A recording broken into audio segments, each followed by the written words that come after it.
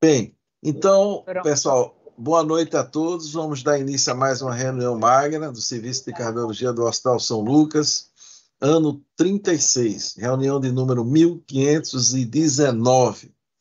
Eu gosto de frisar isso, pessoal, porque nós temos 1519 atas de reunião, das reuniões.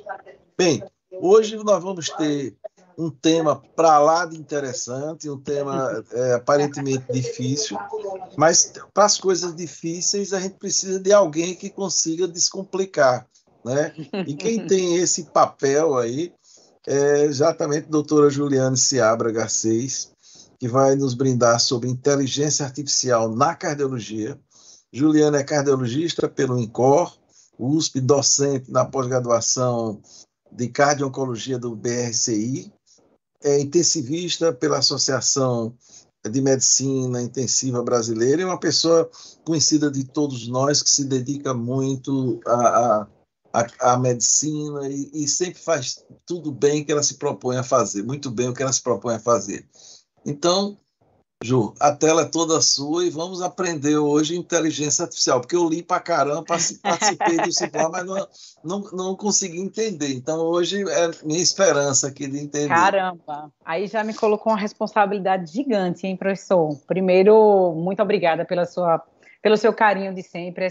Para mim, eu sempre fico emocionada nessa reunião, porque eu tenho algo de sentimento muito forte com ela. Eu participo desde estudante, então sempre vim aqui, para mim é um privilégio, tá? Entre gigantes, né? E aí a minha tarefa, ela é árdua, falar sobre inteligência artificial, que foi um tema que eu acabei me apaixonando.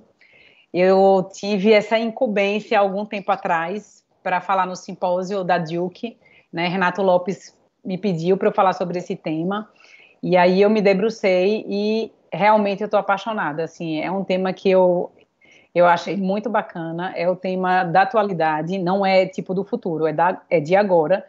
E assim, eu vou passar aquilo que eu compreendi, um resumo do que eu fiz, do que é inteligência artificial na cardiologia. Então, vamos lá. Cadê para eu passar? Tá passando? Deixa, peraí. Aqui agora, pronto. E aí, foi, né? Isso, foi sim. Então, esse é um trocadilho que eu até conversei com o Zé Augusto no começo. IA, e aí, né? E aí, o que é inteligência artificial? Porque a gente se depara com esse tema e a gente já vê logo, a gente já pensa nessa forma aqui que eu coloco, nas revistas leigas, né?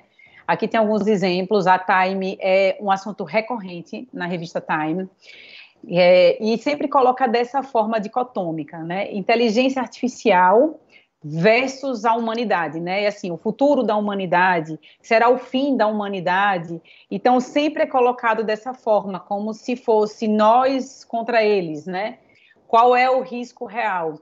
Então, eu acho que por ser colocado dessa forma na mídia leiga, né, assim, de uma forma geral, e é algo que a gente consome também, obviamente, por isso que dá talvez esse receio e que a gente sinta, nossa, deve ser um tema muito difícil, né? Então não quero nem saber. Ou repele, ou ela traz aquela curiosidade para a gente se debruçar. Então, na verdade, o meu trabalho aqui, né, o que a gente vai conversar hoje, é exatamente sobre isso, para que a gente não tenha esse sentimento quando esse tema se apresentar, tá? Então, vamos lá. O que é inteligência artificial? Assim, e até colocou a referência desse artigo da Arquivos Brasileiros, que da Arquivo Brasileiro de Cardiologia, que o professor Soda já compartilhou no grupo. Para mim, foi um dos melhores artigos que eu li de inteligência artificial, do grupo do Rio de Janeiro, do Cláudio Tinoco. É muito legal. E, na verdade, a inteligência artificial é um produto da combinação de modelos matemáticos sofisticados que permite o desenvolvimento de algoritmos. Então, de uma forma geral, é isso, que é todo o processo que a gente vai iniciar com a construção de um banco de dados, que seja representativo do problema que a gente quer estudar. Então, de uma maneira simplista, é o quê? A inteligência artificial, ela vai depender também da gente, porque ela se baseia, né, ela se inicia num banco de dados, e esse banco de dados somos nós que criamos. Então, a gente vai usar modelos matemáticos, né, que a computação usa modelos matemáticos para que a gente consiga desenvolver algoritmos para estudar determinado assunto. Tá. Mas aí, voltando, e o que seria isso? Porque nos artigos, quando a gente começa a estudar sobre inteligência artificial, a gente vê muito palavras, né? E assim, esse conjunto de palavras, machine learning. Então, isso acaba sendo até um sinônimo de inteligência artificial.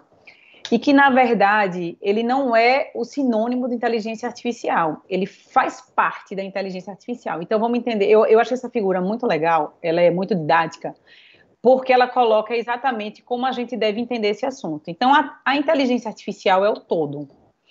O machine learning, ele é o algoritmo, é o que a gente desenvolve, o que quer dizer, o computador, né, os sistemas são os algoritmos matemáticos, para que a gente consiga estudar um determinado banco de dados. Então, são os algoritmos que a gente chama de machine learning. Então, são os sistemas, a maneira como a gente vai estudar. Inteligência artificial é como se fosse o todo. Dentro do machine learning, né, que é do aprendizado de máquina, a gente tem vários modelos de aprendizado de máquina.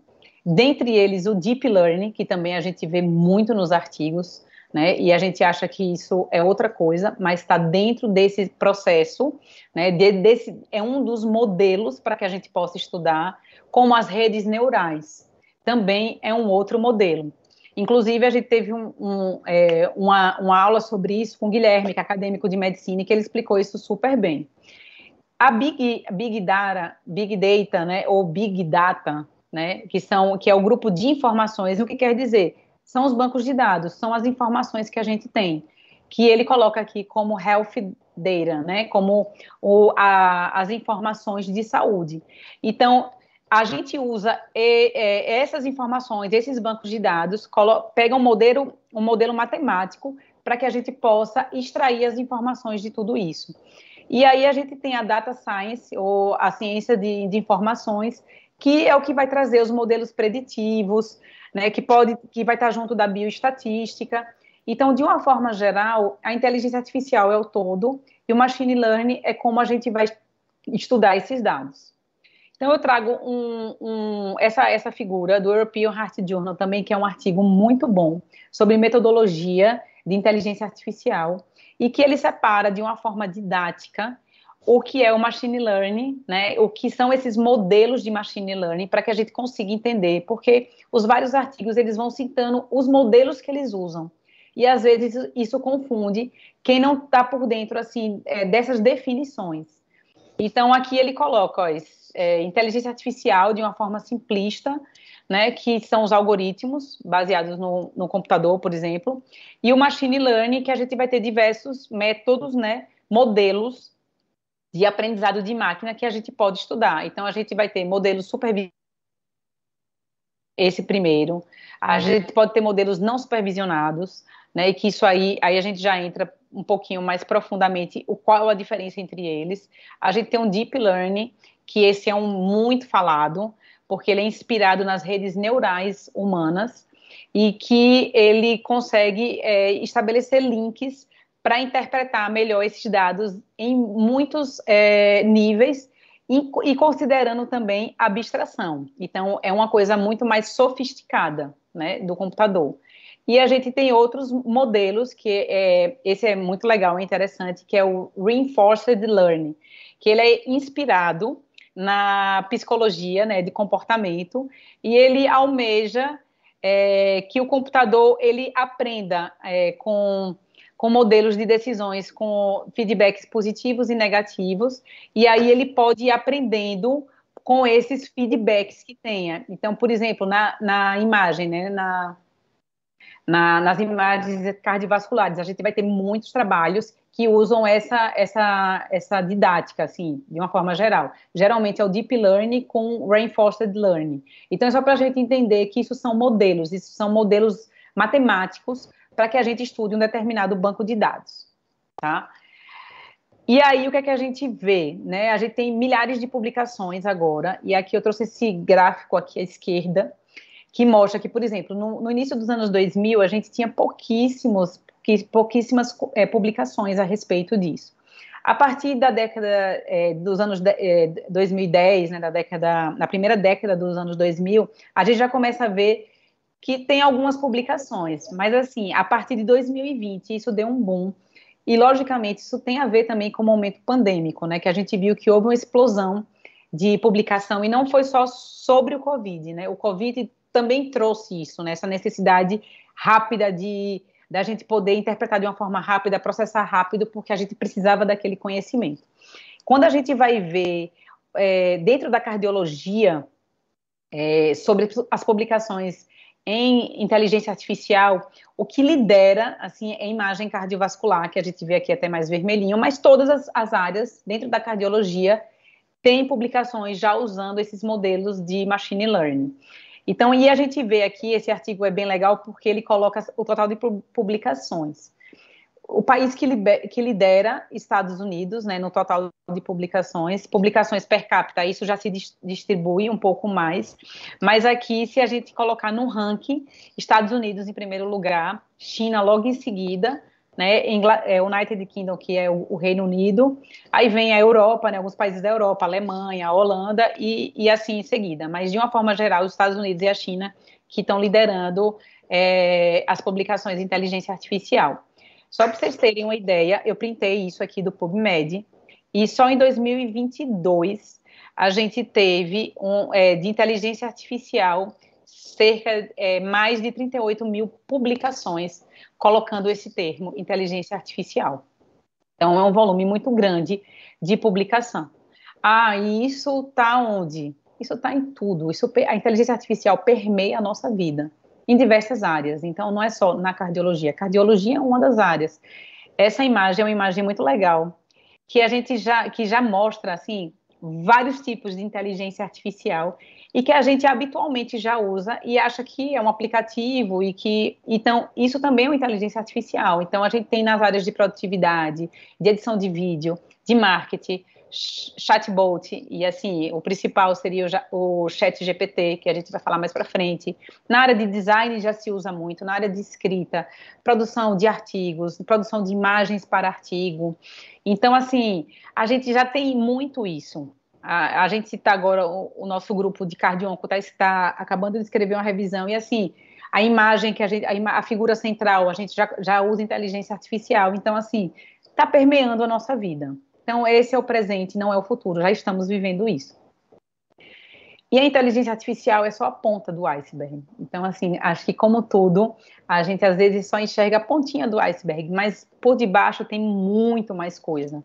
Então, a inteligência artificial que todo mundo fica falando é só uma ponta. Então, são métodos científicos, envolve estatística, envolve ciência de dados, envolve programação, envolve segurança de dados, envolve sistemas de distribuição desses dados, multiprocessamento, valores éticos, legais, né, aquisição de dados, engenharia de software. Então, é muita coisa para a gente simplificar inteligência artificial. Então, inteligência, como a gente fala, fala que assim, o paciente tem arritmia não, mas qual o nome, sobrenome disso, né? Então, é mais ou menos por aí.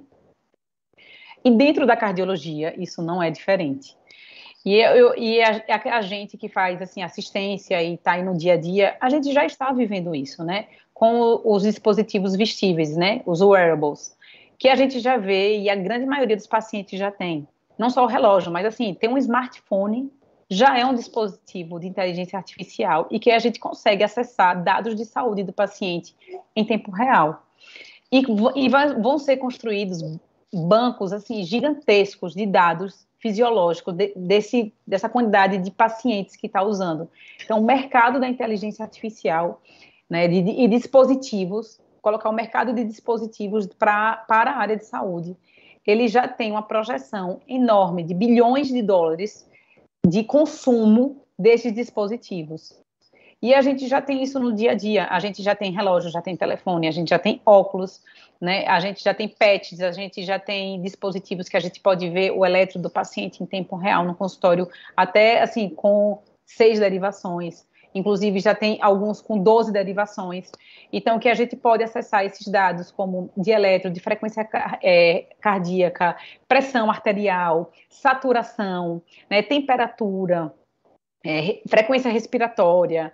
Então, assim, dados de sono, né? Se o paciente faz apneia, se tem um sono adequado. Então, a gente tem milhões, não, mas a gente tem muitas informações que se a gente multiplicar por milhões de pessoas que estão usando, imagine o banco de dados que a gente tem. Então, isso é o banco de dados que a gente pode pegar e aí usar o machine learning, um dos algoritmos do machine learning, para que a gente possa interpretar e tentar entender essa grande quantidade de informações, o que é que ela pode nos servir para o dia a dia. Isso já está sendo feito. A gente teve aquele trabalho grande, né, com o dispositivo da Apple, mostrando em relação à detecção de arritmia, e a gente vê que ele tem um valor preditivo positivo bom, não é o ideal, mas isso já vem melhorando a cada geração desses dispositivos. Então, isso é um exemplo do que a inteligência artificial já permeia a nossa vida e do paciente, e que ela pode nos ajudar a detectar, assim, algumas arritmias, algumas alterações que podem ser úteis no segmento desse paciente, né? Claro, dadas as suas proporções. A gente sabe que tem muito erro, que tem muito falso positivo, mas o fato é que isso existe e que isso está melhorando a cada dia. Então, aqui eu trago exemplos em algumas áreas do que a gente já tem de produção científica sobre inteligência artificial. Então, aqui é um artigo do Jack, né, de 2021, o Jack Image, falando sobre um modelo de machine learning para ele ver o elétron, né, para ver se conseguiria, através do elétron, né, a gente tem um banco de elétrons, por exemplo, a gente tem um banco de dados de elétron, milhares de elétrons, e aí a gente coloca no algoritmo de inteligência artificial para que ele pudesse separar, né, aqueles pacientes que tinham um elétron alterado e que talvez pudesse filtrar um grupo de pacientes que deveria ter ecocardiograma e daqueles pacientes que não precisariam de eletrocardiograma, para a gente avaliar, nesse caso do artigo, uma disfunção ventricular assintomática. E aí, nesse grande banco de dados, ele mostra que eu vendo um algoritmo, né, as ondas do elétron, não é exatamente o eletrocardiograma, mas ele chama de waveforms, né, do elétron. Isso poderia identificar pessoas, por exemplo, com um risco menor de evoluir ou de ter naquele momento, não de evoluir, né, de ter naquele momento uma disfunção ventricular assintomática, e por isso eu posso, a partir desse algoritmo, reduzir o custo de solicitação de ecocardiograma, pensando isso em saúde pública. Poxa, isso é sensacional, né? Porque o elétron é uma ferramenta altamente disponível e que se a gente conseguir, através do elétron, identificar parâmetros de baixo risco, eu fico tranquilo, assim como o paciente, e eu economizo de uma forma geral, né, a solicitação de exames mais rebuscados ou mais caros, né, levando em conta todo o sistema. Na ecocardiografia, isso não é diferente, a gente tem milhares de publicações na ecocardiografia, usando vários tipos de machine learning. Eu trago aqui à esquerda um exemplo de deep learning, que é uma das ferramentas a gente acessar um banco de dados e avaliar, né, a disfunção segmentar através das imagens adquiridas e realmente ver se isso tem um valor, assim, bom, né? Eu ter uma disfunção, um déficit segmentar, se isso realmente poderia me ajudar. E aí, com esses algoritmos, eu consigo ver a disfunção, assim, ter uma eficiência melhor, uma acurácia melhor, e consigo determinar os territórios de forma muito mais eficiente do que só com os humanos, digamos assim. E de uma forma muito mais rebuscada, aqui nesse artigo à direita, eu coloco já no software que adquire a imagem, para que ele faça de forma automática, por exemplo, a aquisição do strain. Para quem faz eco, a gente sabe, eu coloco assim, que a gente sabe, porque eu peço muito eco com strain, porque na sub-área que eu atuo tem uma certa importância, e eu sei da dificuldade que é você adquirir, você realmente colocar na janela, porque ele é muito sensível. Então, se você não conseguir colocar o speckle track pegando realmente as bordas, isso pode colocar um valor falso positivo, assim como um falso negativo. E aí ele comparou nesse estudo a máquina fazendo isso, já de forma automática, e ela mesmo já regulando para a borda miocárdica, e com sonographers já que são assim técnicos que adquirem imagem, né, que nos Estados Unidos a gente sabe que o eco é adquirido por técnicos, que eles chamam de sonographers, e que o médico, o cardiologista, ele vai lá e revisa, e se precisar ele refaz o exame, e ele viu que o computador, ele tem uma acurácia muito boa, não tem diferença estatística com o humano. Então, mostrando que, assim, não é só no processamento do dado, ele agora pode me ajudar na construção desse banco de dados. Né? Na tomografia, isso também é uma realidade, né? Por exemplo, na angiotomografia, e eles colocaram um trabalho interessante também do Jack, que ele coloca como preditor, as placas como um preditor para doença coronária e seus desfechos, né? Então, preditores que sejam assim, tem placa, mas será que ela é funcionalmente significativa? Então, ele colocou um banco de dados, que ele colocou 6 variáveis, que ele achava interessante, e aí ele comparou e viu que talvez usando, né, essas 6 variáveis, e você juntando no banco de dados, você pode talvez criar um score preditivo, e aí pode ter um melhor poder para dar prognóstico para esse grupo de pacientes com doença coronariana. Então, são trabalhos assim que motivam e que realmente trazem algo para a gente pensar no sentido, poxa, que bacana, tem um grupo de dados e aí eu posso reunir informações que isso pode me trazer mais acurácia. E aí, puxando a sardinha também para a cardio-oncologia, esse é um trabalho muito interessante com machine learning, né, no terreno de cardiotoxicidade por antraciclina, em pacientes pediátricos sobreviventes, ou seja, pacientes que na infância tiveram câncer e sobreviveram. E esse trabalho eu achei super interessante, porque ele pega, assim, pacientes, todos tinham, né, neoplasia, e eles pegaram aqueles pacientes que tiveram toxicidade e que não tinham fatores de alto risco para ter toxicidade. Por exemplo, criança geralmente não tem, então é o quê? Dose, né? Geralmente é a dose de antraciclina. Então, pacientes que tiveram cardiotoxicidade com doses baixas e pacientes que não tiveram cardiotoxicidade e receberam doses altas. Nossa, por que isso acontece, né? Então, é interessante você usar o machine learning para tentar ver por que isso acontece com um banco de dados que reuniu, né, preditores clínicos, né, o tratamento, variáveis do tratamento, dose de antraciclina, se teve radiação, se usou dexadaroxane, que é um quelante de ferro e que na pediatria se usa muito como um cardioprotetor, e fatores biológicos, ou seja, eles identificaram alguns genes que eles achavam que podiam estar implicados, porque na cardio-onco a gente sabe que, assim, tem alterações genéticas, isso a gente não consegue usar na rotina ainda, mas já tem várias publicações sobre isso, que talvez algumas alterações genéticas, elas possam trazer uma suscetibilidade para a cardiotoxicidade. E aí eles colocaram todas essas informações, ou seja, criaram um banco de dados com essas informações. E aí o machine learning, o que é que ele ajuda? A criar um modelo de risco preditivo, juntando todas essas informações. Porque aí ele pode trazer, por exemplo, um modelo de risco, que eu jogue algumas informações do paciente e que eu consiga, de uma maneira mais acurada, separar aquele grupo de pacientes que realmente merece um acompanhamento mais de perto, porque eles podem ter uma suscetibilidade maior à cardiotoxicidade, levando em consideração esses fatores que eu falei anteriormente.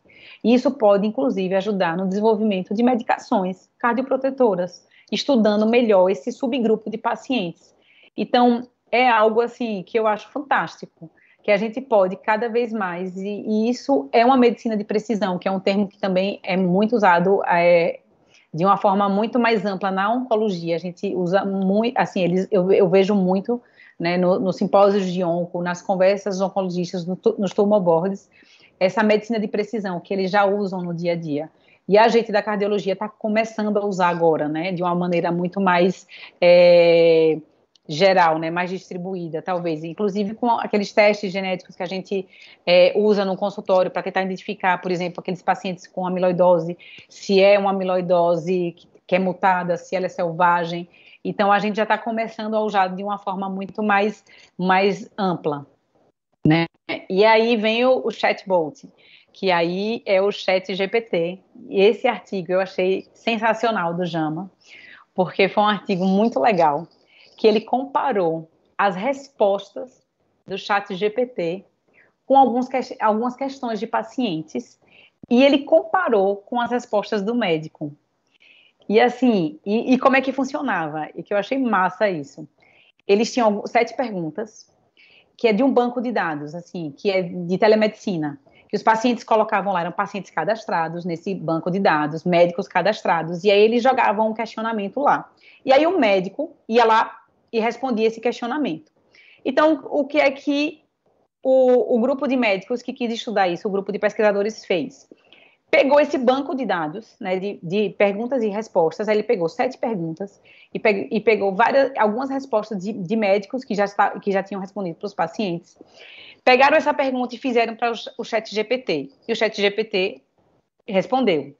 Aí foi criada uma banca de médicos, que foi escolhido, assim, especialistas de cada área, médicos de renome, e que não sabiam, e que eles mostraram as respostas. E que essa banca de médicos voltassem e dissessem qual era a melhor resposta que ele achava para aquela pergunta para o paciente. E aí foi feito isso. Na hora que eles abriram para ver as respostas e quem é que teria as melhores respostas, o ChatGPT ganhou em quase todas. E assim, eles perguntavam sobre empatia, sobre conteúdo técnico e, pasmem, o ChatGPT ele não ganhou em conteúdo técnico somente, ele ganhou em empatia. Os médicos acharam, essa banca de médicos que foram julgar as respostas, eles acharam as respostas do ChatGPT muito mais empáticas do que as respostas dos médicos. E aqui eu coloco um exemplo de uma questão, que era sobre o risco que o paciente estava com no olho, ele estava sentindo como se fosse uma areinha no olho, um incômodo no olho, e o que é que ele poderia fazer, porque o olho estava irritado, estava seco. E aí a gente tem a resposta do médico aqui à esquerda, essa bem direta, papo. Ah, isso parece ser tranquilo, você lave o olho a todo momento, se for um corpo estranho, alguma coisa, você tem que entrar em contato com esse centro de controle. Pá! A resposta do chat GPT. Nossa, fico triste, né? Sinto muito que isso esteja acontecendo com você. É importante que a gente veja. E assim ele vai desenvolvendo uma questão. E aí, essa foi uma das respostas que 100% da banca dos médicos preferiram o chat GPT. Então, só para dar um exemplo de como isso já está permeando a nossa vida. Ah, então agora, o chat GPT, então a gente vai ter que rebuscar melhor. Não, na verdade, a gente pode, talvez a gente tenha que ver de uma outra maneira, que o chat GPT ele pode nos ajudar, porque no mundo pós-pandêmico que a gente viu, que a gente precisa da telemedicina, que os pacientes vão utilizar muito o WhatsApp para tirar dúvida, né, para poder ver alguma indicação com o médico, a gente pode lançar mão de ferramentas de inteligência artificial para que a gente consiga, né, dirimir as dúvidas do paciente de uma forma mais rápida, mas também empática. Então, a gente pode usar isso a nosso favor e não com medo que isso nos substitua. Então, isso inteligência artificial, que a gente não pode ter esse medo, né? A gente achar que isso é distante, que o grupo do New England já vem anunciando que a partir de 2024 vai ter uma nova revista do grupo New England que vai ser inteligência artificial, AI, então vai ter uma parte do New England só falando de inteligência artificial aplicada na medicina, em todas as suas áreas.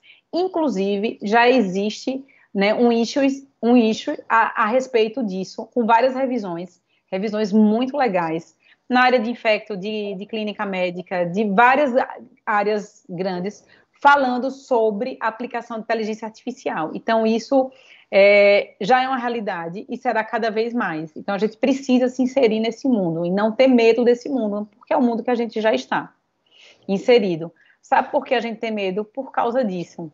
Porque a gente, tanto as revistas, colocam de uma maneira assim, dicotômica, como os filmes que colocam inteligência artificial. Então, há 20 anos atrás, já, O Exterminador do Futuro, e eu estou falando desse último filme, que é o Rise of the Machines, né? A gente tem filmes muito anteriores do Exterminador do Futuro, da década de 80, que ele já coloca isso, mas ele coloca o quê? Exatamente isso. Rise of the Machines, ou seja, as máquinas vão se rebelar e vai matar todo mundo e os humanos não vão existir e a gente vai ter que lutar contra as máquinas. Um outro filme que eu acho muito legal é Transcendente, que é esse de 2014, que é um cientista que ele já vê a inteligência artificial, né, como uma grande possibilidade e que ele quer se eternizar. Então, ele desenvolve o quê? Ele transfere as informações do cérebro dele, na verdade, ele se transfere para o computador, para que ele viva para sempre, e isso tem milhares de implicações, e o filme fala sobre isso, já há 10 anos atrás. E aí, esse filme desse ano, Heart of Stone, e eu trago aqui porque tem Heart, né, no filme, é um filme muito legal, que é um supercomputador, que o nome é Heart, que é coração, e que ele consegue processar, através de algoritmos de machine learning, informações, e ele consegue gerar decisões em tempo real do problema, e isso ajuda, né, na tomada de decisão do humano. Em tempo real, você consegue processar no supercomputador isso. E aí vem alguns dilemas com esses filmes em relação à inteligência artificial. Tá, isso é muito legal e pode ajudar. Mas aí vem alguns dilemas. Porque, assim, o primeiro dilema é o dilema ético. Como é que a gente vai lidar com isso, né? De quem é a responsabilidade, né? De quem é, no final das contas, quem assina por isso e quem vai responder por isso. Quem é que também vai julgar o que é que cada um pode fazer, né, nesse mundo. O que, por exemplo, um exemplo de um dilema ético. A gente tem um grande banco de dados e as seguradoras de saúde têm acesso a ele. E aí ela vê que seu José é um paciente hipertenso, diabético, dislipidêmico, obeso, o nosso combo de desmetabolismo. E ela vê, através de um algoritmo de machine learning, que esse paciente ele tem um risco maior de ter doença cardiovascular, evento cardiovascular. Aí ela chega para seu José, que está pleiteando o plano de saúde, e fala assim: olha, seu José, seu risco é alto, então a sua mensalidade vai ser mais alta. Aí, por exemplo, ela pode, inclusive, refutar seu José, dizer assim: olha, a gente não tem interesse no senhor no nosso plano de saúde. Então, isso é um dilema ético. Será que isso pode acontecer? Será que é ético fazer isso? Então, é uma das coisas que a gente tem que pensar, além de outras questões éticas, obviamente, de conhecimento de dados. Eu venho falando muito em banco de dados. A gente cria um banco de dados. Então, é qualquer banco de dados? Não. A gente tem que criar banco de dados com dados saudáveis, ou seja, dados realmente, né, que tragam uma informação que possa ter um impacto na prática médica e que possa ter uma informação significativa. Então, não é qualquer banco de dados, né? Como foram coletados esses bancos, né? Será que essas informações são fidedignas e eu possa realmente extrair conclusões verdadeiras? Então, essa construção do banco de dados também é muito importante para que a gente analise isso. A segurança desses dados. Quem é que vai ser o guardião desses dados? Né? Quem é o grupo? E é isso, esse dilema que, por exemplo, esse filme de 2023, o Heart of Stone, traz. Um grupo, que aí é um grupo que vai ter um superpoder de decidir, né, qual o dado que vai ser liberado, qual o dado que eu vou guardar para eu ter essa informação. Então, como é que vai ser essa segurança? Então, por isso que se fala tanto da segurança de dados, né? A lei de segurança de dados, porque reúne uma série de implicações, tanto éticas quanto legais, né? Erros. Eu usei um sistema de machine learning, de deep learning, um algoritmo para me ajudar a decidir. E aí o paciente não teve o desfecho que eu esperava. O paciente teve um outro desfecho. Eu vou imputar esse erro à inteligência artificial, ao computador, ao machine learning, né, de quem é a imputação legal, né, desse erro. É do humano, é da máquina, é dos dois, mas como é que a máquina vai ser imputada? Então, a gente também tem que pensar nisso, né? Como essa tomada de decisão, usando esses algoritmos, como é que isso a gente vai processar, inclusive, para o Código Civil, por exemplo. Então, a gente tem que pensar como lidar com os erros, porque a máquina, ela é perto de 100%, mas ela não é 100%. Ela pode ter alguns erros e a gente acaba se deparando com isso no dia a dia, né? Colaboração. A inteligência artificial, ela chama para que tenhamos colaboração entre os grupos. O meu banco de dados com o seu banco de dados, ou seja, o banco de dados do Brasil com o banco de dados dos Estados Unidos, ou o banco de dados do Nordeste com o banco de dados do Sudeste. Então, a gente poder colaborar os dados, que a gente pode extrair informações muito mais precisas, ou até a gente ter grupos de dados que a gente tenha informações mais precisas daquele grupo e que a gente não precise ficar extrapolando tanto os dados de trabalhos que não correspondam à nossa realidade, por exemplo. Então, a colaboração é nesse sentido, né? Que juntos somos mais fortes, né? Tem até aquele ditado africano que se quiser ir muito rápido, vá sozinho, mas se quiser ir muito rápido, vá, né, vá junto, vá em grupo. Então, é nesse sentido que a gente vai ter tanta informação que vai precisar de colaboração. E, além disso, a relação médico-paciente, que agora vai mudar no sentido de quê? Que é uma relação médico-paciente-dados, né? Uma relação médico-paciente-inteligência artificial. Como é que a gente pode modular isso de uma forma positiva e não só negativa, né? Como tudo na vida tem um lado A e B, mas a gente pode modular isso de uma forma positiva, né? Colocando a nosso favor, sim, a inteligência artificial para que nos ajude no dia a dia e consiga tirar de nós um tempo que gastamos com coisas desnecessárias, com preenchimento de coisas que tomam o nosso tempo, e que a inteligência artificial ela pode puxar esses dados de uma forma muito mais rápida e eficiente, e a gente ganha tempo, por exemplo, para voltar para aquele básico lá, que é a consulta com o paciente, ter tempo de escutar o paciente, ter tempo de examinar o paciente de forma adequada, né? E aí entra esse conceito de soft skills, que tanto está sendo propalado hoje em dia, propagado hoje em dia. A gente tem simpósios sobre isso, a gente tem cursos sobre isso, que nada mais é soft skills, essas habilidades humanas, né? Que é de comunicação, de trabalho em equipe, de criatividade para resolver problemas que se apresentam, de colaboração, de trabalho colaborativo, a curiosidade, né? Que a gente vai ter, que a máquina ainda não tem, né, de gestão de pessoas, de sentimentos, de empatia, de resiliência. Então, essas características, cada vez mais, elas estão sendo valorizadas no mercado de trabalho, e não é só no mundo corporativo. Então, tem vários artigos já falando sobre isso, sobre a valorização dessas soft skills nas lideranças em diversos segmentos.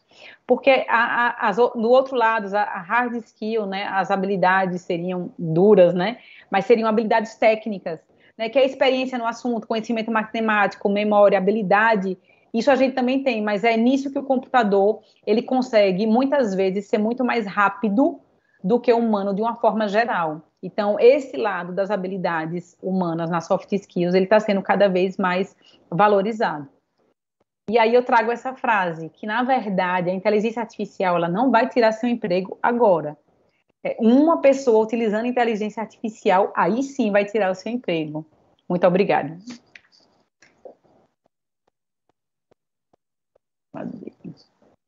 Olá,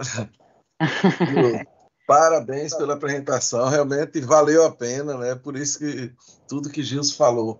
Eu acho que como você falou no início, é o tipo do assunto que a gente não pode mais fugir, né? Já tá com a gente, né? Exato. Eu sempre achava que a máquina nunca poderia ter um grau de competição com o médico, porque em medicina 2 e 2 pode ser 4, pode ser 3, pode ser 5. Mas você mostrou aí que a máquina pode ajudar bastante. Eu estava vendo, quando eu preparei isso, e lendo aquele artigo que eu já compartilhei no grupo aí, né?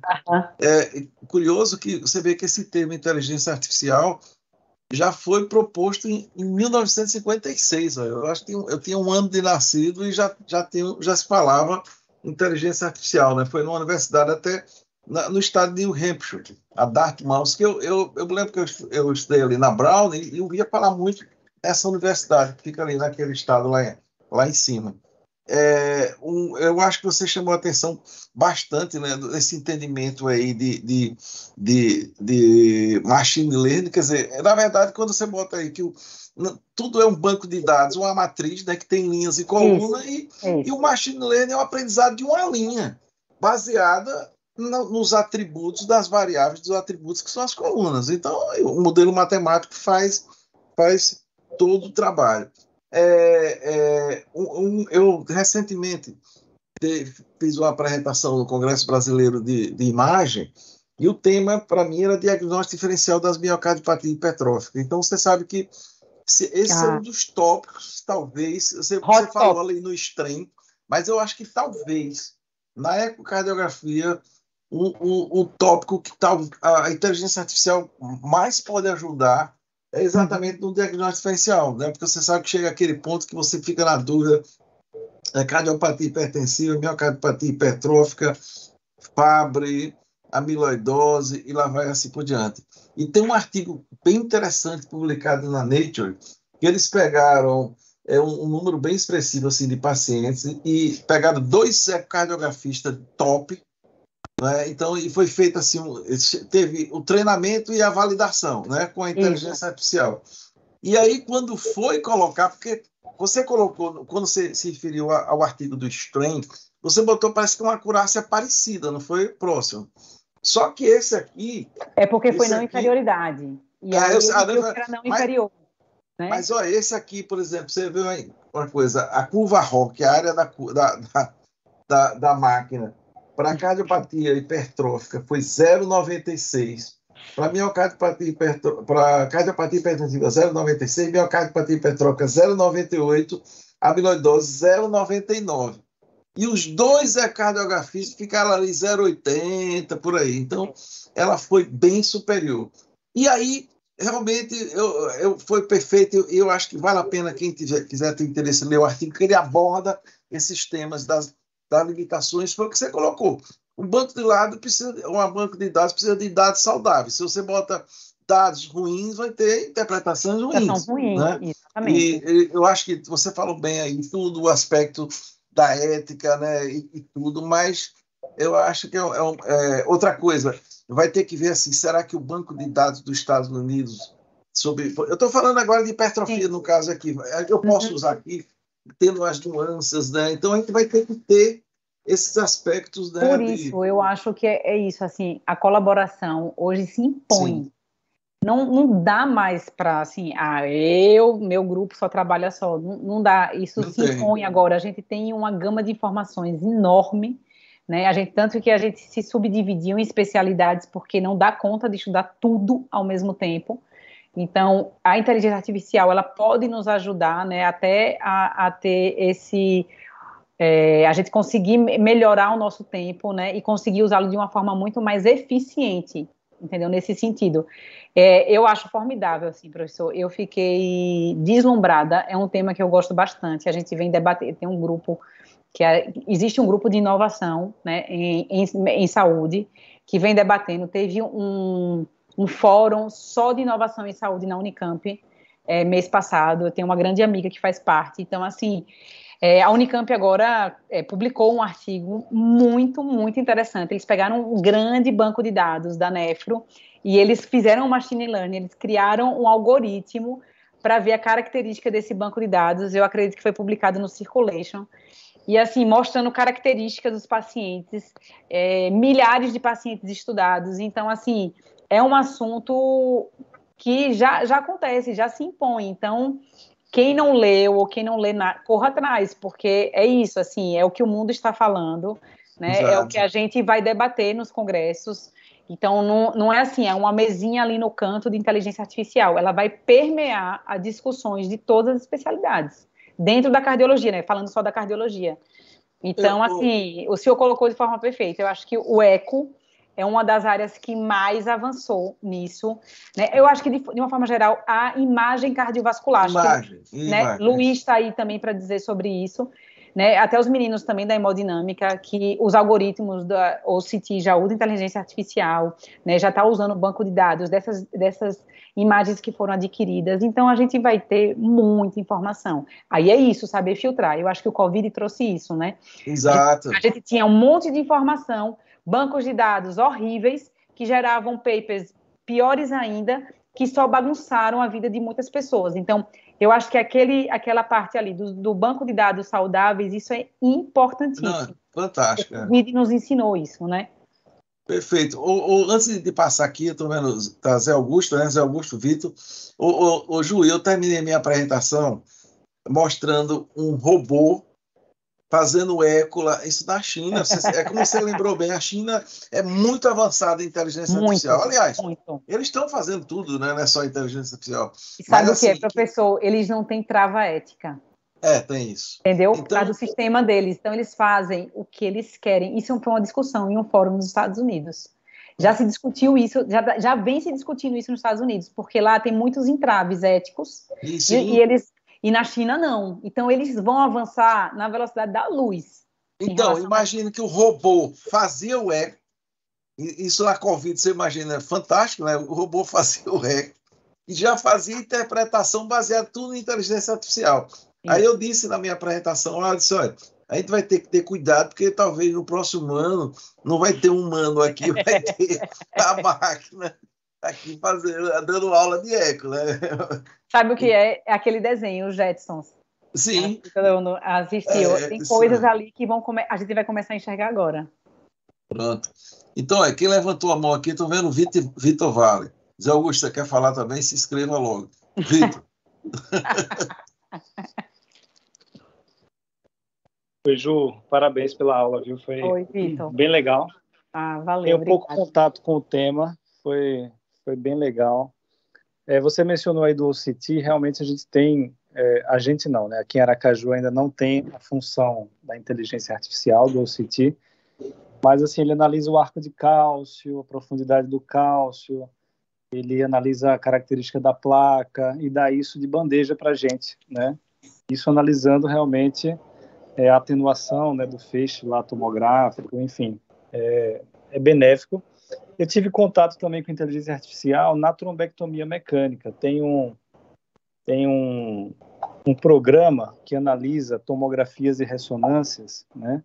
E o programa se chama Rapid, é um software que analisa, né? Você bota o DICOM lá da imagem, e ele simplesmente diz embaixo assim, paciente candidato à trombectomia, paciente não candidato à trombectomia. Então, assim, o software dá conduta, né? Isso. Conduta médica. Então, você imagine onde a gente não vai chegar, né? Aí entra no dilema, né? E aí, se tiver um erro, né? De quem é a culpabilidade, né? Exatamente. Complexo. Exato. Mas parabéns, Ju. Eu queria só te fazer uma pergunta. Diga. Você falou aí dos benefícios, potenciais desafios aí, mas onde você acha na cardiologia que a coisa pode desandar, assim, que a inteligência artificial pode causar mais problema dentro da cardiologia, assim, para a gente pensando no futuro? Eu vou te falar, assim, Vitor, que é isso que você colocou. Na tomada de decisão, às vezes, de você, assim, simplificar, achar que, assim, agora o computador veio, eu não preciso ter uma formação boa, e aí, bora lá no computador, vamos mandando. Que no passado, se a gente parar para pensar e fazer um paralelo, era quando começaram os guidelines, que talvez tenham tido esse medo, caramba, a gente vai colocar aqui as coisas que devem fazer, então vai ficar fácil, não precisa mais de especialista, uma formação, né, residência, formal e tal. E a gente vê que não, que a formação, ela vai te dar o julgamento crítico, para você separar o joio do trigo. Então, para mim, assim, o que pode dar problema é isso, né, você basear a tomada de decisão estritamente na inteligência artificial, você não ter o seu julgamento clínico, né? E eu acho que nos dispositivos a gente já vê isso, os dispositivos. Quem aqui já não recebeu mensagem de paciente desesperado dizendo que tem uma arritmia e que vai morrer, que vai ter um treco, e era um artefato, era um falso positivo, e isso alarma, né? E coloque isso em escala global, né? Quantas pessoas são alarmadas e quantos médicos são acionados para falsos positivos, por exemplo. Então, eu acho que, na realidade, a gente já está enfrentando isso, né? Na nossa realidade, na nossa prática. Beleza. Verdade, Ju. Obrigado. Beleza. Viu, Ju? E vai ser legal para o eco, inteligência artificial, que a gente não vai precisar mais pedir ressonância, porque o eco vai resolver tudo. Olha o robô aí fazendo o exame, tá vendo aí? O Slávio vai ficar chateado com a inteligência artificial. O Slávio vai ficar chateado. Vai. Zé Augusto. Imagine quando chegar na ressonância, né? Não vai chegar, rapaz. Não vai precisar chegar. Esse é o problema. Aí você vai cutucar outra área, Luiz, também. Luiz, vai mudando de área, mesmo depois. FFR, você vai conseguir fazer cutucate mais. Acaba com a hemodinâmica. Ju, parabéns aí pela aula. Eu acho que eu também não tinha noção da complexidade, nem eu digo, do movimento, né, que todas as áreas estão fazendo, né. Eu vivi um pouquinho em 2000, quando eu estava voltando para o INCOL, um grande discurso em relação ao genoma, né, que eles iriam transformar toda a medicina de precisão, tudo. Eu acho que vem transformando, mas sempre é lento, é muito mais lento do que a propaganda faz, né? É sempre muito lento. E eu acho que você colocou muito bem, né, que se eu colocar lixo no meu banco de dados, vai sair lixo no banco de dados, garbage in, garbage out. Então, eu vejo que a gente não tem mais capacidade cognitiva, isso é uma coisa boa, dentre a complexidade de exames que a gente tem, de invasão que a gente tem em nível de imagem, de sangue, de laboratório, etc., para caracterizar fenótipos, padrões clínicos que possam demandar tratamento A, B ou C, ou então prognóstico A, B ou C. É fato, a gente estava discutindo um valor de score de cálcio e a gente não sabe nem qual é o valor de score de cálcio que está associado a prognóstico. Então, eu acho que a inteligência artificial ela vem contribuir expandindo de forma cognitiva a capacidade humana. Por outro lado, me assusta quando você dá um dado que a inteligência artificial ela está ensinando ao ser humano a ter empatia. Então, eu vejo que a grande revolução ela não vem só dessa vertente. A grande revolução ela é muito mais que é do homem mesmo entender que tudo isso é não se apaixonar pelo método demais, e sim qual é o fim. O que a gente quer com a inteligência artificial? A gente quer o quê? Quer melhorar a saúde da maioria ou eu quero ficar deslumbrado porque o método de imagem me dá um padrão específico daquele miocárdio que ele vai ter uma evolução X, Y, B, mas aquilo só 5, 10, 15, 20, 30% da população vai consumir aquilo lá. Então, a gente, em contraponto com todo esse avanço, o controle da hipertensão arterial piorou nos Estados Unidos, né? É uma coisa que é surreal, no meu entender, né? A gente está vivendo essa revolução e a gente, por outro lado, está vivendo um padrão de controle de doenças crônicas e que impactam o prognóstico. Então, eu fico muito empolgado em ver, mas eu acho que é o ser humano, sempre vai ser o ser humano, sempre vai ser ele que vai alimentar o banco de dados, E sempre pronto, vai é ser isso. ele, sempre Mas que vai sempre ser ele, vai ter o ser humano por trás. sempre vai ser É ele. falso você achar, assim, não é verdadeiro você achar que inteligência artificial é algo, assim, inanimado que tem vida própria, tipo... É isso, então eu acho sozinho. Se a gente só transformar a máquina sem uma grande transformação interna, e aí sem uma grande modificação, mas, né, porque vai ser risível se a máquina ela realmente tenha um discurso empático. Recentemente, só para você falar isso, o ex-padre Delcídio, não sei se você sabe quem é, que é casado com a Mariana Godoy da Globo, ele tem um aconselhamento espiritual por inteligência artificial. Você faz uma pergunta sobre casamento, sobre relacionamento, e vem um discurso, viu, Souza? Na hora vem um discurso extremamente concatenado, muito bem elaborado, muito bem embasado, muito empático, que ele está ganhando dinheiro com isso aí. Aconselhamento espiritual por chat GPT. Então, o cara soube usar a inteligência artificial a favor pronto, ele deixou a batina, mas continua... Isso, não estou julgando... Claro, então eu digo, mas a gente vê como... E outra coisa, a própria demanda da população precisando de ouvir um aconselhamento nesse nível, né, de distanciamento. Então, eu acho que é fantástico. A gente não tem capacidade. É como você colocar um cara com a melhor capacidade cognitiva para jogar xadrez com a máquina vai bater. A gente já viu isso há muito tempo atrás. Kasparov perdeu lá atrás para o computador, o supercomputador. Então, é fantástico. Agora, a gente vai ter que... Mas sabe uma coisa que a gente precisa entender? Quando o ChatGPT saiu no final do ano passado, acho que foi novembro, final de novembro, E aí todo mundo começou a ver, né? Pipocou nos grupos, vários grupos meus, o pessoal colocando, meu Deus, o que é isso? Aí tem gente que colocava, é uma bruxaria, é mágica, sabe? Aí eu falei, meu Deus do céu, não pode ser. Aí eu disse, eu vou ler sobre o algoritmo do ChatGPT, porque eu disse, não é possível, né? Porque causa o quê? Primeiro, quando você coloca o ChatGPT, você fala assim, não é possível uma coisa dessa, né? É muito bom, assim, nossa, a gente tá ferrado. Mas você vai entender, quando você vai estudar e você vai ver como foi criado o ChatGPT, entendeu? É um banco de dados gigantesco. É tipo assim, eu peguei tudo que tem no Google, né? Que o Google é um buscador, né? Um banco de dados enorme, que ele tem coisa boa e coisa ruim, que é isso que a gente acabou de falar. E o ChatGPT é exatamente isso.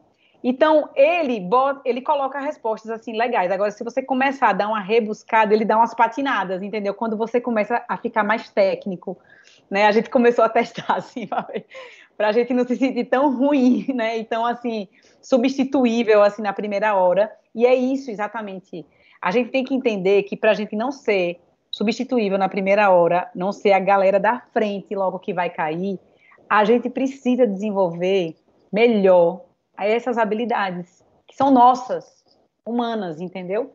Porque a parte técnica a gente vai precisar, com esse tanto de conhecimento, a gente vai precisar ter ferramentas que nos ajudem a filtrar, né, para que a gente seja mais rápido, para extrair uma informação, não ter que ler 50 artigos para eu saber o que é melhor, mas é esse desenvolvimento, e aí isso também não tem só a ver só com a formação técnica, né, tem a formação individual. Só a questão que eu me esqueci, eu acho que bioeticamente falando, se a máquina provar que ela é melhor do que a gente vai ter que aceitar que ela erre também, mas a gente delegou ela errar, já que na média ela erra menos do que a gente. Então, é como um método de imagem, ele erra também, né? A ausculta erra, a medida erra, na medida, a dosagem de sangue erra. Então, acho que... Não, a gente vê isso, né?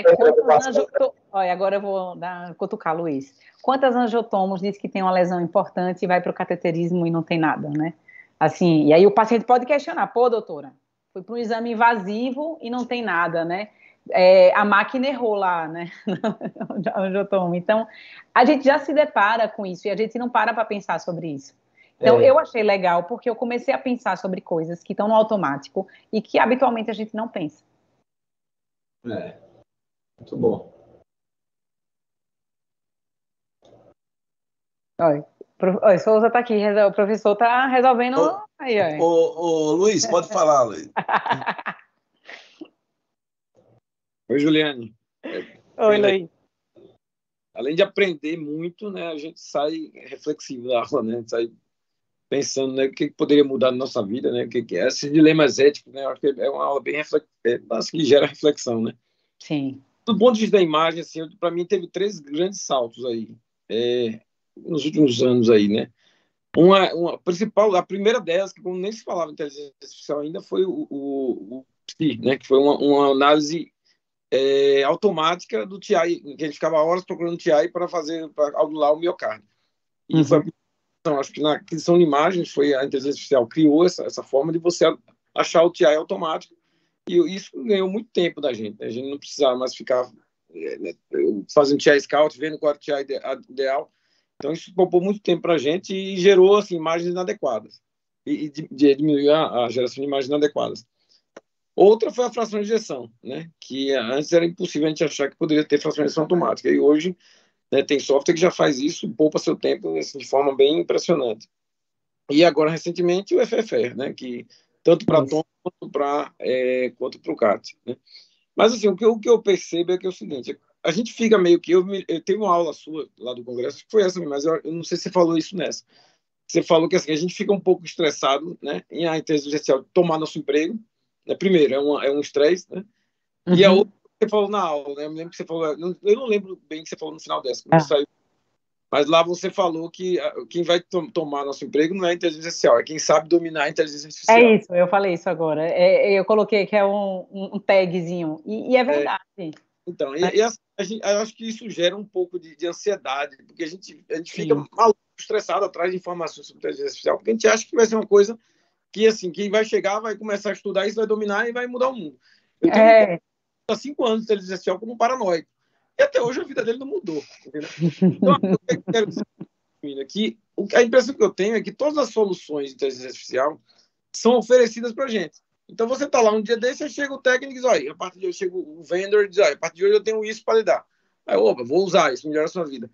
O que eu quero saber é assim, o que você que está estudando o tema aí, que está apresentando bastante isso, o que você tem feito no dia a dia, assim, em termos de baseado no seu conhecimento, que você tem feito para ir atrás das coisas, assim, antes que ela chegue a você? Porque é uma coisa que eu acho que todo mundo aqui fica meio preocupado com isso, né? Pô, será que eu estou comendo bola aí na minha vida?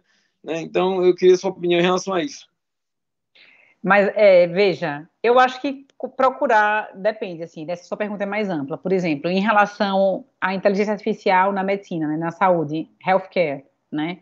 Eu acho que, assim, a gente já tem vários locais que falam sobre isso e fomentam discussões a respeito disso. Inclusive, existe um curso da Harvard sobre agora inteligência artificial na saúde. Então, assim, as grandes escolas estão muito preocupadas com isso, para o bem e para o mal, né? Claro, porque são os locais onde é para ver essa reflexão, né? Então, assim, as grandes universidades já têm centros de inovação e que se preocupa com esses dilemas, né? Com todos esses dilemas que eu abordei de uma forma muito simplista e rápida. Então, eu tento buscar, assim, nessas fontes. É difícil. Na hora que eu comecei a estudar, eu disse, meu Deus do céu, é muita coisa. Então, eu parto, assim, do princípio que eu preciso entender as definições. E aí, a partir do momento que eu quero aprofundar, e aí eu vejo os lugares acadêmicos, né? Pessoas que tenham referências acadêmicas, porque, assim, coisa de inteligência artificial comercial tem milhões e vão surgir cada vez mais.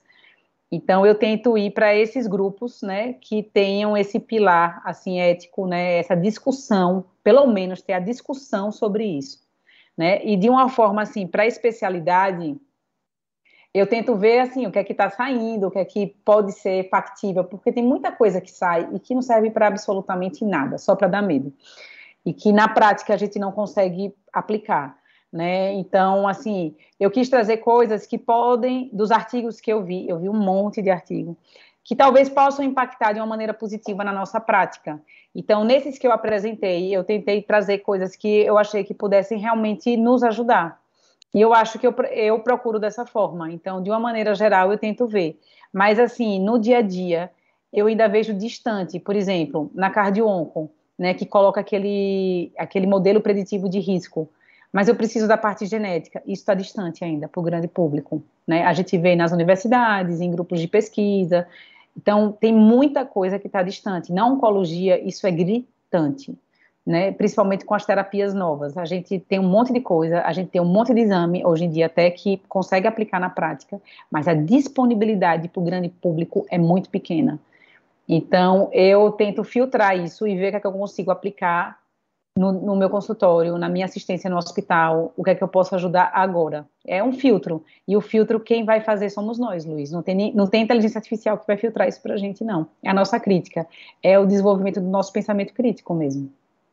Então, eu concordo, assim, excelente que você falou, assim, porque eu acho que é o seguinte, eu acho que é a mesma ideia que eu tenho, Juliane. Eu acho que a gente tem, como a gente não tem acesso a nada, a muita coisa, né? Nada não, mas não tem acesso a muita coisa agora, a gente tem que filtrar o que vai vir. Porque na hora que bater na nossa porta, a gente tem que saber se aquilo é realmente importante ou não. Porque tem muita baboseira que se faz aí. Né? No Instagram mesmo toda hora. Você vai ficar para trás. Então, se você ficar... Medicina também. Tem artigos que não falam nada. Então, você tem que saber o que realmente impacta, para quando chegar, você dizer, não, isso eu não quero, isso não me interessa. Tem vários trabalhos mostrando que não impacta em nada. Uma coisa interessante que eu vi agora recente foi sobre perfusão quantitativa. Olha só que interessante. Perfusão quantitativa, que eu até acho que eu coloquei, eu estava num dia que eu mostrei aqui, né, que o pessoal estava fazendo lá, que é baseado em inteligência artificial. E o que ele mostrou nesse trabalho? Que quando você pega usuários experientes, ela foi inferior ao usuário. Quando ela pegava usuários que não tinham experiência nenhuma, recém saída da faculdade, ela foi boa. Entendeu? Então, assim, para o cara que já tem experiência em fazer, quando chegar na minha porta, eu vou gastar uma fortuna enorme, eu vou perder meu tempo estudando aquilo, e no final, a chance de impactar isso na minha prática é pequena. Então, é não cair na armadilha. Eu acho que você tem que estudar tal, para não cair na armadilha. Eu acho que você falou é importante. Triar o que realmente vai ser interessante ou não. Eu acho que a gente está nessa fase. Eu acho que nesse ponto que a gente está agora. É isso. Concordo totalmente. É isso aí. Perfeito. Mas é só você imaginar que uma revista do tipo da New England, né, vai se dedicar, vai botar vai ter agora uma revista acessória só de inteligência artificial. A gente vê que é um tema que a gente não pode voltar para trás, né, como diz o outro. Não Sem tem. dúvida nenhuma. Já Não tem pensei a volta. nossa vida. Então, a gente vai ter que Já sim. entrar. Aí que entra, professor, o humano. Porque se fosse assim, era fácil, não precisava mais ter nada. Né? Coloca um técnico lá, alguém, um leigo, e fala assim, agora, com algoritmo de inteligência artificial, você vai agora conseguir diagnosticar, fazer tudo só, não precisa mais do médico. E a gente vê que na evolução da coisa, sabe um exemplo interessante? Quando automatizou o hemograma, os hematos ficaram loucos. Meu Deus, vamos perder o emprego, porque eles viam as lâminas e eles que davam os dados. Pronto, agora que vai ter máquinas que vão automatizar o processamento do hemograma, o hemato vai perder tempo. Não, o hemato sobrou tempo para fazer outras coisas.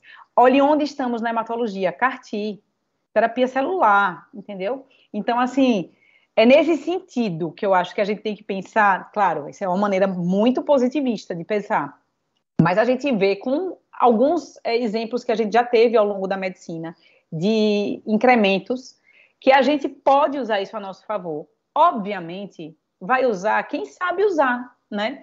Então, é isso que nos diferencia, né? Assim, eu digo que nos diferencia, não nós, mas assim, os humanos, né? Diferencia a capacidade de você usar o seu conhecimento. Então, é isso, né? Na verdade, eu acho que eu quis trazer essa reflexão. O que é que nos diferencia, né? O que é que a inteligência artificial vai agregar? Então, é nesse sentido, eu acho que é essa reflexão. É continuar sendo jockey, né? Deixar... Exato. Não ser o cavalo. Esse artigo é perfeito. Eu concordo com você. Na hora que eu li, eu fiquei apaixonado pelo artigo. Eu sinto ele é sensacional. Você sabe que eu encontrei. Mal cheguei no congresso, encontrei com o Cláudio. Eu queria encontrar com ele para dar o parabéns. Eu falei, tirei uma foto com ele, só meu amigo. Parabéns. E também com o Gismonte, que é Reinaldo Gismonte também, que ele é um dos coautores, né, do artigo. Muito bom. Eu acho que vale a pena aí todo mundo dar uma lidazinha. Bem, Ju, eu queria, Ju, mais uma vez agradecer sua excelente participação. Acho que todo mundo... Nossa reunião está ficando num nível fantástico, né? Sem dúvida nenhuma. Eu sempre achei que um detalhe interessante sobre o tema, uma das coisas mais interessantes do tema foi a cognominação do tema, porque é perfeito, inteligência artificial. Fantástico o nome. Bem, então eu acho que foi muito bom para todos nós. Mesmo eu que tenho estudado já um pouco isso aí, eu achei que foi muito boa, aprendi muito. Eu acho que todo mundo aí... Tiago Lopes levantou a mão aí, não sei se foi por engano. O quê? Tiago Lopes levantou a mão aí. Olha aí. Tiago. Oi, Tiago. Oi, não tinha visto. Não, e aí, Tiago? Pode vai fazer CAT agora por inteligência artificial também? Vai fazer de casa. Ele vai fazer de casa. Ju, parabéns pela aula espetacular. Todo mundo que... Minha voz está ruim, né? Mas todo mundo que conhece sabe como eu gosto, como eu sou vidrado nessa parte de tecnologia, né? Tal. Você falou em relação à hemodinâmica, então só falando rapidinho, que tu chegou a falar algumas coisas, mas assim, a gente usa atualmente bastante no CT. Existe até um software mais moderno que a gente não tem, mas, por exemplo, quando a gente faz uma angioplastia, coloca um stent, claro, a gente usa antes de botar o stent para avaliar a lesão, ver onde é que tem a maior carga de placa, identifica se tem sangue presente, placa rota, nódulo de cálcio e tal. Mas tem um software interessante nele, só para dar um exemplo, que ele mede a expansibilidade do stent e também se houve o contato do stent com a parede do vaso. E quando isso não acontece, ele solta um aviso lá em vermelhinho, né? Uma marca lá. Só que aquilo ali é muito fácil você olhar e dizer, ali tá bom, vou lá botar um balão e abre. Mas, por exemplo, semana passada eu fiz um caso, uma coisa bem simples. Tinha uma marca vermelha lá mostrando a não expansão, quase que a gente ia, um astro não aposta, quase que a gente ia lá pós-dilatar, mas depois que a gente avaliou direitinho, era um raminho pequeno que saíram lá, naquele lugar. E onde esse ramo sai, obviamente o astro não topa em nada, né?